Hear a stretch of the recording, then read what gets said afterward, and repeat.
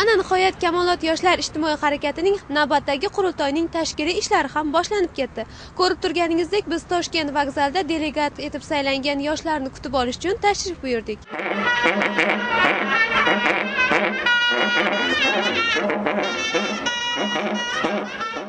Kommunist ijtimoiy harakat ustavida belgilanganlik 5 yilda bir marta kommunist ijtimoiy harakat oliy organi, ya'ni qurultoy yig'ilishi chaqiriladi. Ushbu qurultoy yig'ilishimiz mana 2011-yil 21-23 dekabr kunlari o'tkazilishi belgilangan. Bugun esa biz 153 nafar delegatlarni kutib olishni boshladik. Aytib o'tish kerakki, kun sovuq bo'lishiga qaramasdan barcha delegatlarning kayfiyati yuqori darajada, chunki o'tkazilayotgan ushbu qurultoy yig'ilishimiz yoshlar uchun eng muhim tadbirlardan biri hisoblanadi. O'ylaymizki, mana shunday tadbirlarimizni eng avvalo kommunist ijtimoiy harakati faoliyatini yanada rivojlantirish, uni faoliyatini yanada takomillashtirishda muhim omil bo'ladi hisoblayman.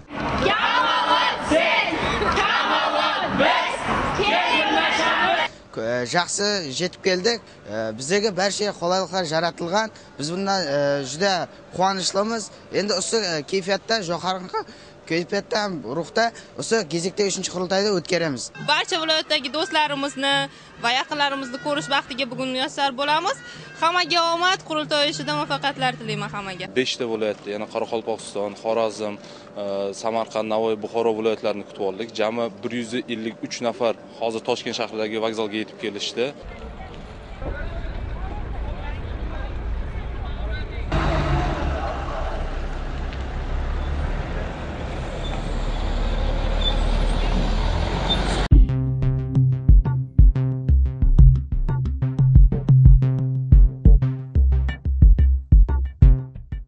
Shuning uchun bitta narsani unutish kerak emas. Kamolotchilar ham unutish kerak emas. Buni hammasiga mustaqillik sabab.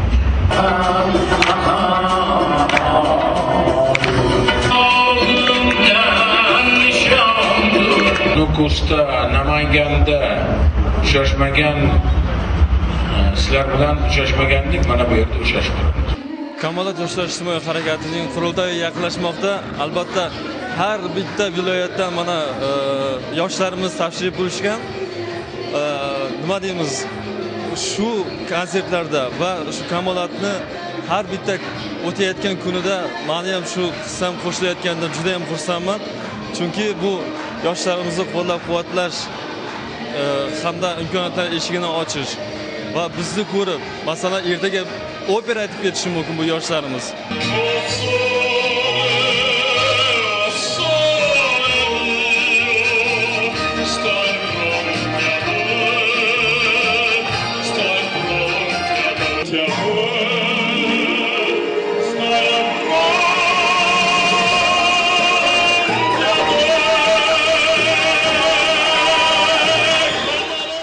Men o'ylaymanki, mana shu yoshlarimizni ishonchini oqlaysizlar.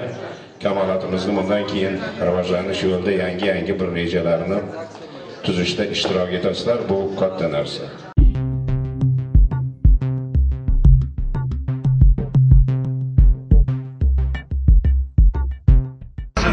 Hammasi Navro'zga yulduz olib chiqdi pomon.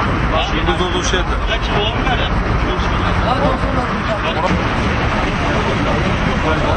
Mana hozir poytaxtimizning markazida qad rostlagan muhtasham Ma'rifat markazi simpoziumlar saroyida mamlakatimizning eng faol, eng iqtidorli 600 nafar yoshlari, Kamolot yoshlar ijtimoiy harakatining 3-qurultoyi delegatlari muhtaram prezidentimiz Islom Abdug'aniyevich Karimovning O'zbekiston mustaqillikka erishish ostonasida nomli asarlarining taqdimotida ishtirok etishmoqda.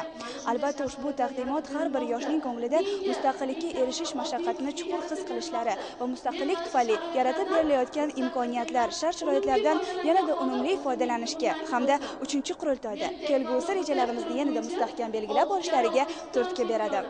Bugungi bo'lib o'tayotgan qurultoyimizda o'sha bir qator tadbirlar amalga oshirilishi bilan bir qatorda Prezidentimiz Islom Abdug'aniyevich Karimovning Mustaqillikka erish ostonasida nomli kitoblarini ham taqdimoti bo'lib o'tyapti. Bu esa o'z navbatida o'sha bugungi kunimizga yaratilayotgan imkoniyatlar va o'tmishda bo'lib o'tgan voqealarni bir-biri bilan uzviy bog'laydigan bir ko'prik desam xato bo'lmagan bo'ladi. Ushbu kitob har bir yosh yigit, ayniqsa Kamolotning faollarining har kuni o'qiydigan kitob bo'lishi kerak. Lekin o'sha payt dunyo ham, Sovet davlati ham buni eshitmadi. Lekin O'zbekiston rahbari o'sha paytda eng kerakli qarorni qabul qilganligi tufayli sivilizatsiyalashtiruvchi yo'lni tanladi O'zbekiston. Ertangi bo'ladigan qurultoyda nafaqat dastur nizomlarga o'zgartirish kiritish bilan birga biz yoshlarning takliflarimiz ham bildiriladi va kelajakda bu biz bildiradigan takliflar yoshlar hayotida ahamiyat kasb etishiga ishonamiz. Mana shu yaratilgan imkoniyatlardan to'g'ri foydalana olish ishtiyoqi bugun tug'ildi desam, albatta mubolag'a bo'lmaydi. O'z o'rnida men kamolotda kamol topishni mamlakatimizdagi barcha yoshlarga tilab qolgan bo'lar edim.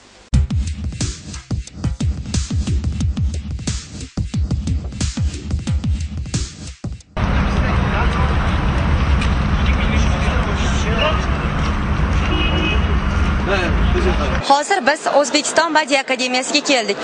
Bu yerdagi rasmlar ko'rgazmasini hozir tomosha qilyapmiz. Bu yerdagi rasmlar, yosh ijodkorlar tomonidan chizilgan ajoyib suratlarni tomosha qilib, o'zimizda yana ham hozirgi qurultoydagi kayfiyatimiz yanada ko'tarilyapti. Bu yerdagi rang tasvirlar, ranglardagi quvnoqliklar bizni mana shu qurultoyda yana ham shijoat bilan qatnashishimizga turtki bo'lyapti. Kamolot Yoshlar jamiyat harakatida 3 yil davomida жұмыс olib borgan bo'lsam, 3 yil davomida ko'pgina o'zgarishlar bo'ldi. Qolaverdi Kamolot Yoshlar jamiyat harakati 2001-yildan beri 2001-yil tuzilgan bo'lsa, 10 yil davomida yoshlarning arasida to'liq kirib bora oldi, ham yoshlarga har taraflama qo'llab-quvvatlab bordi. Men o'sha shariatdan foydalanib barcha O'zbekiston yoshlarini bugungi bayramni shin yuragimdan qutlaqlayman. Hamma o'sha delegatlarni qurultoyimizga belsini qatnashuvga chaqirib qolaman.